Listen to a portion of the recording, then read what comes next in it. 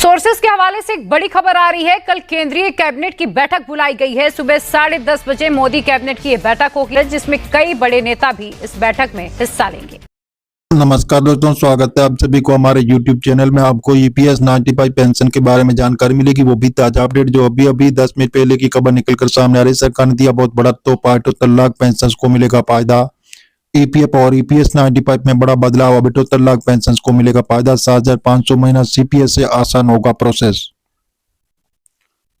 सरकार ने हाल ही में कर्मचारी भविष्य निधि संगठन EPF और कर्मचारी पेंशन योजना 95 संबंधित महत्वपूर्ण घोषणा की। बदलाव से उद्देश्य पेंशन भोगियों की नई प्रक्रिया सरल बनाना, उनके लाभों में वृद्धि करना। इस वीडियो के माध्यम से नए नियम और घोषणाओं के बारे में विस्तार से जानकारी देंगे।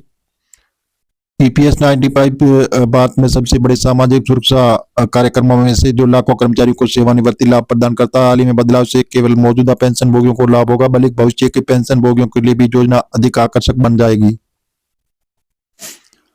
EPS 95 पेंशन योजना एक नजर विवरण जानकारी प्रदाते हैं। जैसे EPF का पूरा नाम कर्मचारी भविष्य निधि संगठन का पूरा नाम कर्मचारी पेंशन योजना है, तो इसमें EPS 95 पेंशन धारकों के लिए आ रही है बहुत बड़ी खुशखबरी।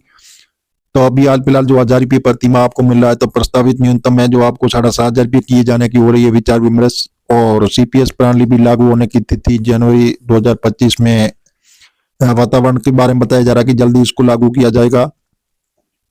उस पेंशन के लिए आवेदन की अंतिम तिथि भी बताई जा रही है। लाभार्थी पेंशन भोगियों की अनुमानित 78 लाख से अधिक उच्च पेंशन लाभ प्राप्त करने वाले सदस्य लगभग 22,000 पेंशन वालों की बल्ले। सरकार ने 5 बड़े फैसले भी, इन लोगों को मिलेगा फायदा। केंद्रीकृत पेंशन भुगतान प्रणाली CPS का नया युग है। जो EPF में केंद्रीकृत पेंशन भुगतान CPS की घोषणा की, जो इस पेंशन भोगियों के जीवन में काफी आसान बना देगी। जो प्रमुख लाभ है, जो किसी भी बैंक से पेंशन भोगी किसी भी बैंक किसी भी शाखा से अपनी पेंशन प्राप्त कर सकेंगे। और पेंशन भोगियों को अब अपने निवासी स्थान के आधार पर पेंशन लेने की कोई चिंता नहीं करनी होगी।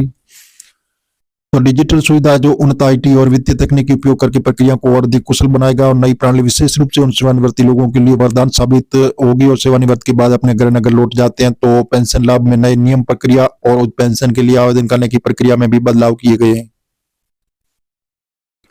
ऑनलाइन आवेदन EPF ने पेंशन लाभों के आवेदन प्रसन्न के लिए ऑनलाइन सुविधा विकसित की है। तो इसमें पेंशन भोगी और ऑनलाइन अपने स्वीकृत विकल्प जमा कर सकते हैं और समय सीमा में विस्तार नियोक्ताओं के लिए आवेदन जमा करने की अंतिम तिथि भी आगे बढ़ा दी गई है। और EPS 95 में प्रस्तावित बदलाव है, तो न्यूनतम मासिक पेंशन बढ़ाने का विचार कर रही है सरकार। 1000 रुपये प्रति माह तो अब 7,500 रुपये किया जाएगा। तो इस प्रकार वृद्धि के अलावा पेंशन भोगी के निम्नलिखित अतिरिक्त लाभों की मांग कर रहे हैं। महंगाई भत्ते, DA में भी वृद्धि और जीवन साथियों के लिए मुफ्त चिकित्सा सुविधाएं। और EPF द्वारा कई आंकड़े, EPF ने कुछ महत्वपूर्ण आंकड़ों जारी किया, जिसमें EPS 95 के 17.48 लाख सदस्यों को उच्च पेंशन लाभ के लिए आवेदन किया है। तो इस प्रकार EPS 95 के पेंशन धारकों के लिए बहुत बड़ी खुशखबरी आ रही है। हम मीडिया आधारित आपको बता रहे हैं, सरकार से अभी हाल फिलहाल ऐसी घोषणा नहीं हुई। आप सरकारी ऑफिशियल वेबसाइट पर जाकर इसकी जानकारी ले सकते हैं और मिलेंगे नई जानकारी के साथ। नई और पहली बार तो चैनल को सब्सक्राइब कर लीजिए, ताकि इसी प्रकार की जो नई जानकारी होगी वो सबसे पहले आपको मिलती रहेगी।